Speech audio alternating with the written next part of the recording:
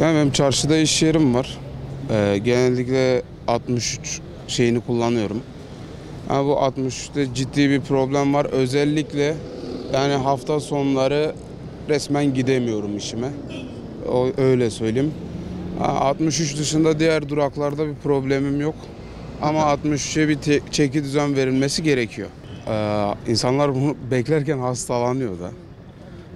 Tabii ondan dolayı yani buna bir çeki düzen verilmesi gerekiyor bence.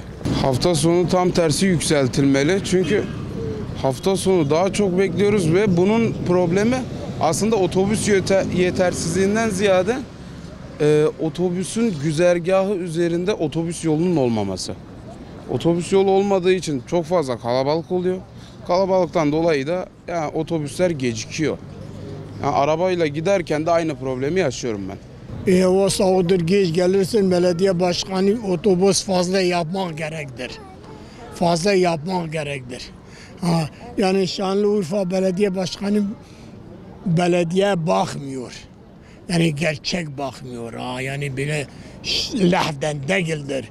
Var olan belediye başkanı yani halk istemiyor. Gerçek biz razı değiliz. Otobüs sayısı işte görüyorsunuz. Soran yok. Sorturan yok. İstersen şikayet etsin ne etsin. Belediyenin işidir. Belediyede de hiç milletini takmıyor. Onda başka bir yerde olsaydı şeylerden soba olacaktır. Başka yerlerden soba vardır. Hani ısıtma vardır. Tamam abi belediye bu nasıl biraz hız vermek lazımdır.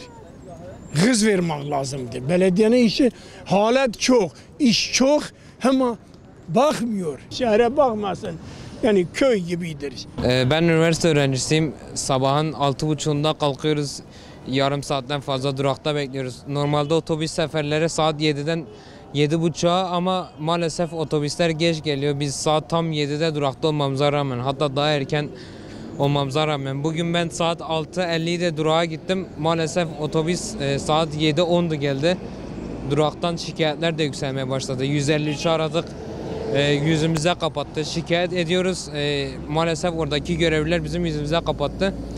Seferlerin saat 8'de uzatılmasını istiyorum. Havanın soğuk olması çok kötü etkiliyor. Öncelikle otobüslerin sefer sayısını düşürmeleri hafta sonu yani benim kendi görüşümce hoş bir şey değil. Çünkü insanların, özellikle çalışan insanların hafta sonu daha çok dışarı çıkıp gezdikleri günlerdir. Yani onun için bu şeye katılmıyorum.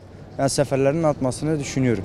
Yani seferlerin biraz daha erken gelmeleri, araçların biraz daha erken gelmeleri daha iyi olur. Çok geç geliyor. Yarım saat 40 dakikada bir ancak bir araba geliyor. Bu da yaşlı ve çocuklara çok ters etkiler yapıyor yani. Otobüsler hem geç geliyor hem de üst üste yani balık istifi yaparcasına bizi üst üste bindiriyorlar. Artı hastaneye giden otobüslerle kampüse giden otobüsler aynı. Sözde otobüs duraklarına bir düzenleme geldi. Sığan kişi sayısı 20. Yani ya 15'tir ya 20 kişi sığar o duraklara. Öğrenci sayısına bakarsanız 1500-2000 arası otobüsü bekleyen, sabah bekleyen öğrenciler. Şu an her bir otobüste bir yarım saat, bir 40 dakika bekleme süremiz var. Kalabalık, yetersiz. Yani şu anda kalabalıklaşıyor. Kalabalıklaşınca isterseniz otobüsler şu an seferler yetmiyor. Yani bunun çoğalmasını istiyor hani. Yani şu an soğuk geldiği zaman ya bekleyeceksen ya da gideceksin. Yani bunun başka çaresi yok hani. Hani hastalıklar zaten çoğalıyor zaten. Zaten şu an hastalıktan başka bir şey yok. Zaten şu an kış hastalığı. Ya şu an zaten otobüsler için tıklım tıklım. Yani oturacak yer yok. Yani bırakın otobüs beklemi, durakta bekleyecek yer yok. Ondan dolayı şu anda sıkıntı büyük yani. Hafta sonu hiç kimse işe gitmiyor herhalde. Millet ondan dolayı herhalde düşünmüşler. Yani hafta sonu işe gitmedikleri içindir. Bunun için bir mantık üretemeyiz.